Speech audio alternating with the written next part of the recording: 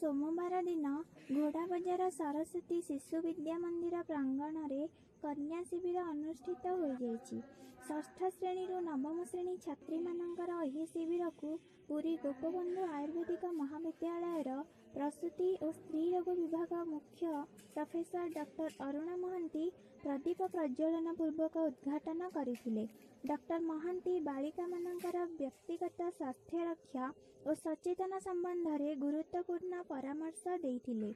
एही अवसर में पतंजलि ओम शांति योग साधना केन्द्र प्रशिक्षिका श्रीमती रीना पाढ़ी, श्रीमती प्रमीला राउत, श्रीमती सस्मिता दास, श्रीमती सुनीता दास, श्रीमती स्मिता राणी दास उपस्थित रही छात्री मानक योगासन प्रशिक्षण देथिले।